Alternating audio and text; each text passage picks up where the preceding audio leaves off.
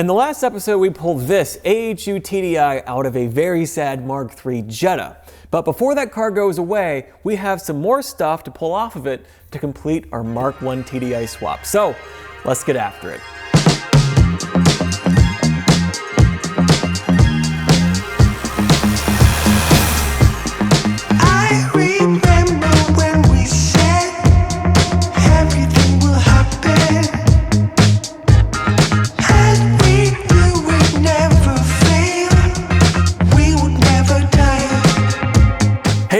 And welcome back. Behind me is what's left of our Mark III parts car. Honestly, not a whole lot, aside from some wires, some hoses, some lines, and a very rotten shell. Now, there is some stuff on this body that we do need to finish our Mark I swap. Now, I'm gonna bring you guys in so I can show you what I'm talking about. So one of the first things they pull off of every donor car is this right here, the original axle hardware. So this means the triple square bolts themselves and the axle bridges. Now, our swap requires 100mm axles, which this car has from the factory, so these bridges will work on the Mark I. The next thing to save is this right here, the original filter bracket. Of course, we'll change the filter, but the bracket's hard to replace. Just zip that off, just like that.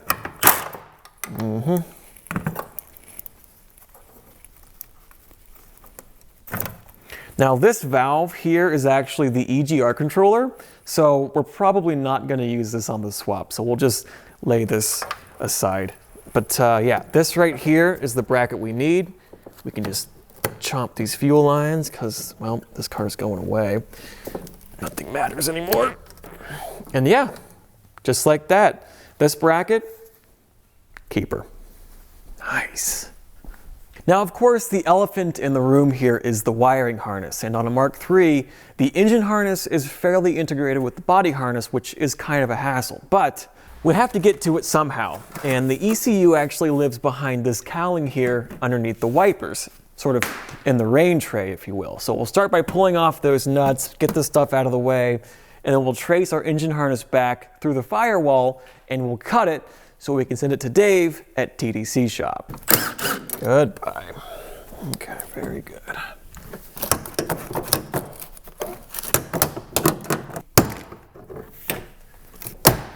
Oh, this one's stubborn. Come here, damn it.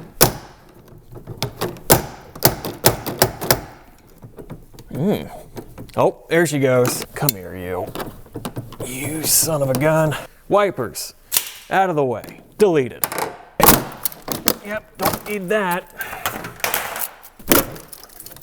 Yep, don't need that either. Just like that, break all these stupid clips off. You don't need clips.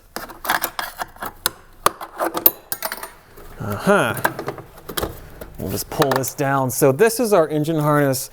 This guy runs up along the top of the firewall and then through the rain tray into where the ECU is. So we need all of this. Yeah. Of course, they got little clips on everything, and yeah, this is just big fun, isn't it?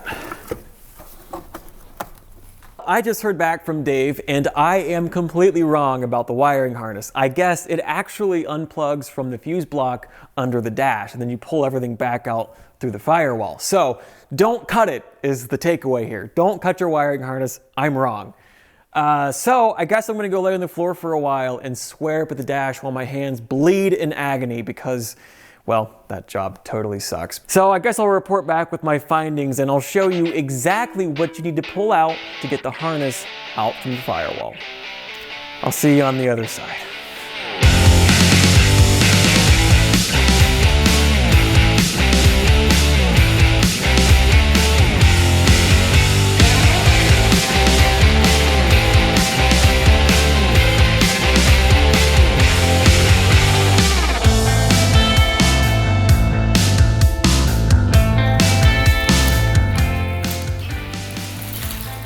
Oh my God.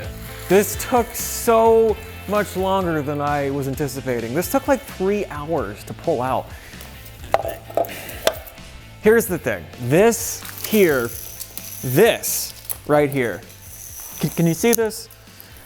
This is what you have to unplug from the inside, which doesn't really seem like a big deal until you're down there kind of in the heat of it and you can't see anything. Your legs go to sleep. It's a terrible situation. Well, either way, this is the wiring. Half of this is a body harness. So when you get your harness back from Dave, it's not going to be anywhere near this fat. Again, a lot of this stuff is for lights and whatnot, so you only need a fraction of this to run the engine. Now, while you're pulling stuff in the old battery department, make sure you pull the donor car's battery cables and terminals, because I can guarantee you these are 100 times nicer than the ones on your Mark 1. Now you're probably sitting there thinking to yourself, but James, what about the shift cables and the shift box and this, that, and the other? Well, usually you'll want to pull those from your donor car because that's a pretty big part of your swap. But in this case, we aren't going to use the Mark III parts. We're actually going to use a shift tower off of an O2J, which is a Mark IV transmission, and the box that coincides with that shift tower, which is all Mark IV parts. Because, well, honestly, the Mark III shifter sucks. Now this is actually a Mark IV transmission, and the easiest way to tell is the position of the reverse light switch, which is at the very base of the shift tower.